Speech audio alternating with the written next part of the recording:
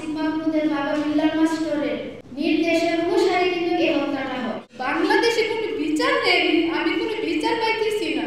আমার প্রথম দাবি হচ্ছে উপদেষ্টা আসিফের বাবা মিল্লার মাস্টারকে গ্রেফতার করার। ওনাকে গ্রেফতার হোক, সব কিছু বেরিয়ে যাবে।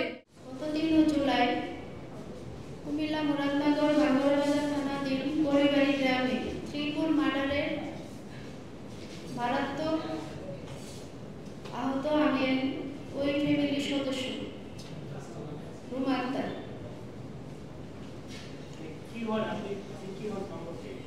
আমার মা ভাই বোনকে মারা হয়। আমি ওই ফ্যামিলির মেয়ে রুবি আক্তার।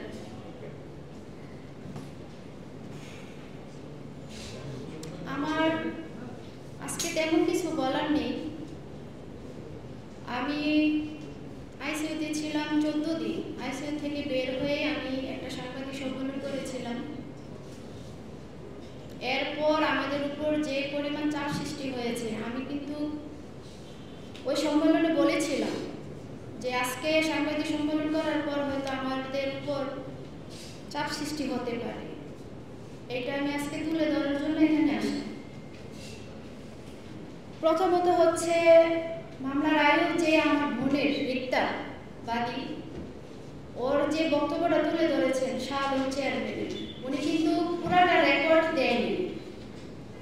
উনি কিছু কাট করে তারপরে দিয়েছেন, তো যার কারণে এটা মিস্টেক হয়ে গেছে। আর আমার বোন তো এতটা বুঝে না, সে একটু নর্মাল টাইপের মানুষ, সেও কথাটা গুছাই বলতে পারে না। আর আয়ু সম্পূর্ণ রেকর্ড প্রেরণ করেনি। দ্বিতীয় কথা হচ্ছে আমাদের ফ্যামিলি 3 জন সদস্য নিহত হয়েছে। এটাকে দাপাচাপা দেওয়ার জন্য আমার মার বিরুদ্ধে বিভিন্ন মাদক মামলা আছে, এ আছে সে আছে, এটা বলতেছে, আমি দেখতেছি। দেখেন, আমার মা সিমুল চেয়ারম্যান যে বছর চেয়ারম্যান হয় ওই বছর এবং এর আগের নির্বাচনে আমার মা মহিলা প্রার্থী হয় মেম্বার, যেটাকে ভাইস চেয়ারম্যান বলে গ্রামে। কিন্তু উনি প্রার্থী হওয়ার পরও পাশ করতে পারেননি সিমুল চেয়ারম্যানের জন্য। আর গ্রামের অসহায় যে মানুষগুলো আছে তারা সবাই আমার মার কাছে বিচারের নালিশগুলো নিয়ে আসতেন, প্রায় আশেপাশের গ্রামের সবাই। এটা সিমুল চেয়ারম্যানের সহ্য হতো না, যার কারণে উপদেষ্টা আসিফ মাহমুদের বাবা মিল্লার মাস্টারের নির্দেশের অনুসারে কিন্তু এই হত্যাটা হয়। আমি ওই সাংবাদিক সম্মেলনে বলেছি, দেখেন এত বড় একটা মার্ডার সকাল 6টার পর ঘটনাটা শুরু হয়। এটা কি আপনাদের বোঝার বাকি আছে যে উপর থেকে নির্দেশ না থাকলে এরকম একটা ঘটনা হয়? আমি আমার ছোট বোন 2.5 ঘন্টা পুলিশের সহযোগিতা চেয়েছি, ত্রিপুরায় ফোন দিয়েছি, কোনো সহযোগিতা পাইনি। বাঙ্গালা থানা থেকে পরিবারে আসতে সর্বোচ্চ একদম যদি যানজট থাকে 15 মিনিট সময় লাগে। সে জায়গার মধ্যে 6টার পর ঘটনা শুরু, তারা 9টার দিকে পুলিশ আসে। এখানে আর কোনো কিছু বলতে হবে আমার মনে হয় না। আমি বাঙ্গালা থানার ওসির উপর সন্তুষ্ট। আজকে ওনার জন্য আমি আপনাদের সামনে আসতে পারছি, কিন্তু উনি সময় মতো আসেননি। আর আমি ওনাকে কল দিইনি, আমি কল দিয়েছি এসআই নাহিদ। আপনারা এসআই নাহিদ এবং আমার কল লিস্টটা যদি তুলেন বুঝতে পারবেন আমি কি পরিমাণ সহযোগিতা চেয়েছি। উনি বলতেছেন আসতেছি, 5 মিনিট একটু ওয়েট করেন, আপনারা কোনো রকমে বাঁচেন। এটি কি কোনো কথা একটা ডিপার্টমেন্টে?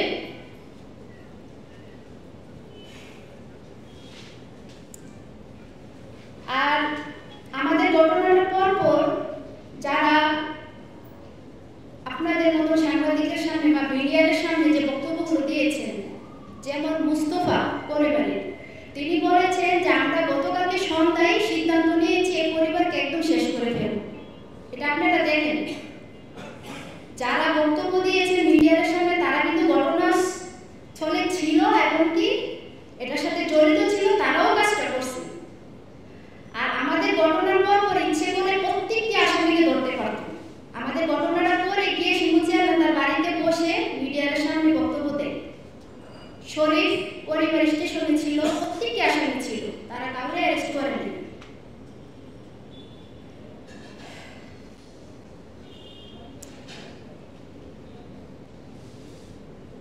আর আমি এর আগে সাংবাদিক সম্মেলনে কিন্তু বলেছিলাম যে আজকে সাংবাদিক সম্মেলনের পর হয়তো আমি নাও বেঁচে থাকতে পারি।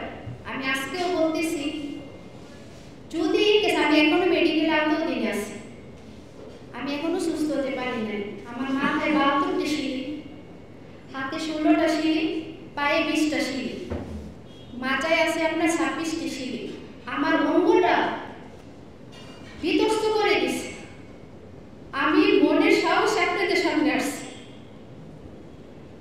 আমি বাসায় বুঝাতে পারবো না আমি কতটা যুদ্ধ করে বেঁচে আছি। আমাকে অনেক কষ্ট দিছে। আমি মেডিকেলে শুয়ে থেকে প্রতিনিয়ত বলছি আমার স্বজনদের সাথে যদি আমাকে নিয়ে যেতে অনেক ভালো ছিল।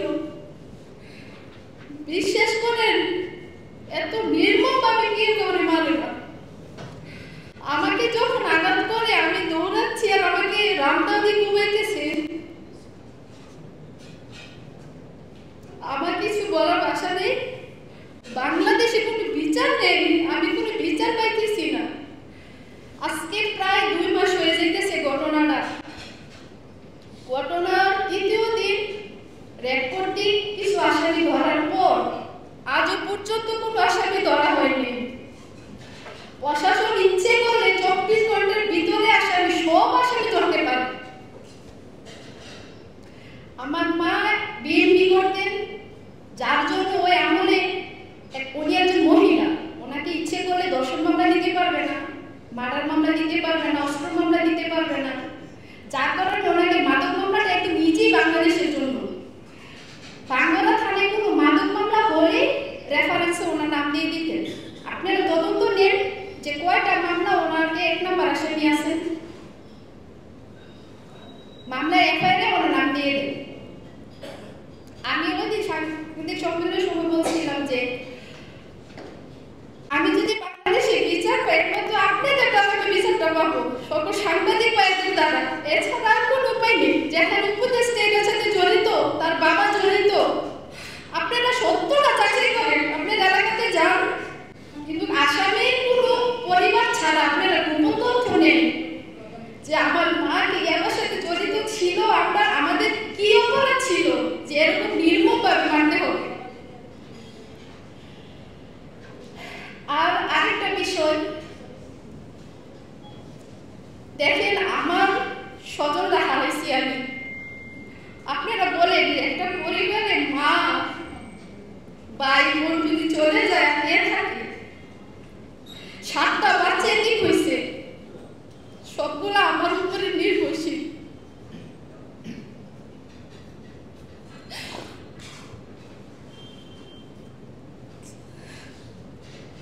আমি কার জন্য কান্না করবো বলে? মার জন্য না, ভাইয়ের জন্য না, বোনের জন্য? আমি বাসায় খুঁজে পাই না আমার এই ঘটনাটা মনে হইলে।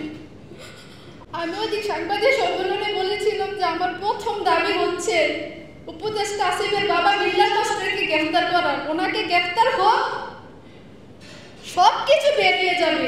খুদের বিরাট কিভাবে বের হয় আপনারা দেখবেন, কিন্তু এটা করা হয়নি। শিমুল চেয়ারম্যানকে অ্যারেস্ট করা হয়নি, শরীফকেও করা হয়নি, বাসিরকে, রফিককে, মেন যে লিডারগুলা কাউকে করা হয়নি। আজকে একটা মিথ্যা অপবাদ দিয়ে মামলাটাকে দাফাসাফা দেওয়ার জন্য চেষ্টা করতেছে। আর আমরা আমাদের স্বজন হারাইছি। আমরা কোনো দল বিদলের পক্ষে কথা বলতেছি না, আমাদের কোনো দল নেই। এখানে আসিফ মাহমুদ দোষী করতেছে বিএনপি রে, আমরা বলতেছি কেন? ওইটা কোনো দেখার ফ্যাক্টই নেই এদের। আমরা কি কোনো দল বিদলের পক্ষে কথা বলতেছি?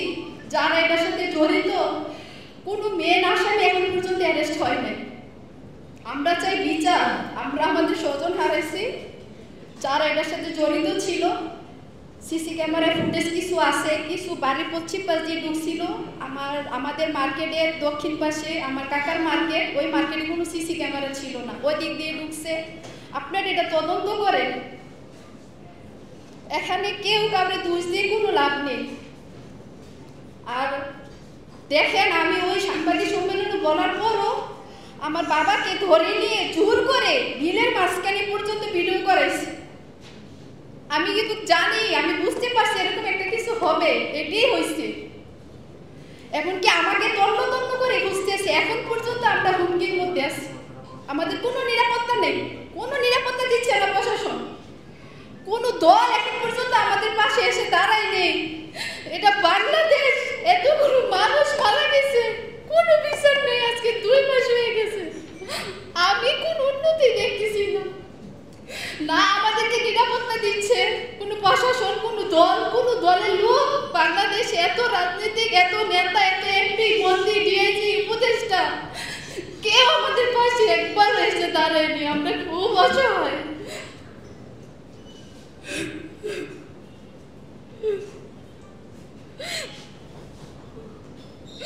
আমি ভাবতে পারিনি যে আপনাদের সামনে আমাকে আবার আসতে হবে। আপনাদের সাংবাদিক ভাইদের কাছে রিকোয়েস্ট, আপনারা এই বিষয়টা একটু দেখেন কোনটা সত্য